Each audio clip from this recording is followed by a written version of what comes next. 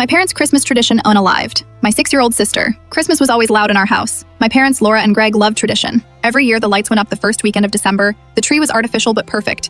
And every night there was a family activity. Usually it was baking cookies, decorating ornaments, or watching movies. But when I was 6 and my little sister Ellie was 4, the traditions took a darker turn. Mom and Dad had read about a ritual that was supposed to bring the family luck and happiness. They didn't tell us much. They said it was a surprise. I remember thinking it sounded fun, a little mysterious. Ellie, being younger, was just excited to be included. On Christmas Eve, the whole family gathered in the living room. The lights were dim and the smell of cinnamon and pine filled the air. Mom handed each of us a candle. I had mine, Ellie had hers, and Dad lit the fireplace. "This is very special," Mom said. "We're going to do a ritual that will protect our family and bring us closer together." Her voice was calm, cheerful even, like nothing bad could happen. The ritual involved standing in a circle, holding hands, and reciting a chant my parents had printed on fancy cardstock. At first it was silly, fun even. We repeated the words and Mom encouraged us to picture happy things. But then, the chant changed. Mom said we had to make a sacrifice to prove our love for each other. Ellie didn't understand. She looked up at Mom and asked what that meant. Mom smiled and said, "You don't need to worry, honey. It's just part of the magic." Dad knelt beside Ellie. "It's like giving a little piece of something you love to make sure we all stay safe. You'll be fine."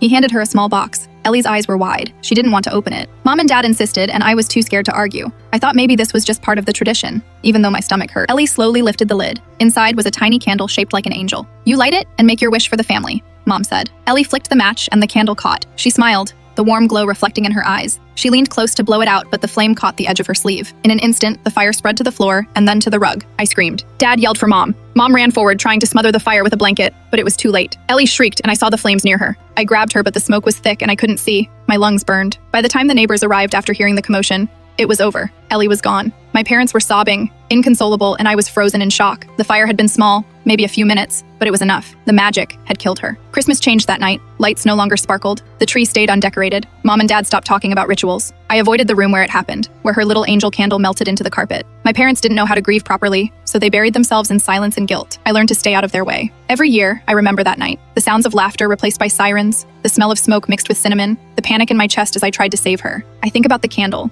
how it was supposed to bring happiness and instead took everything. People talk about Christmas miracles, but that year proved there's nothing magical about rituals or tradition. Sometimes, traditions can kill. I don't celebrate anymore. I keep the lights off. I don't let anyone near candles. I don't want to risk it. Ellie's birthday was in December, and now that month is just a reminder of what we lost. Her name is whispered quietly by my parents, never aloud. The house is quieter, emptier. I can't go back. I can't change what happened. Christmas never felt safe again.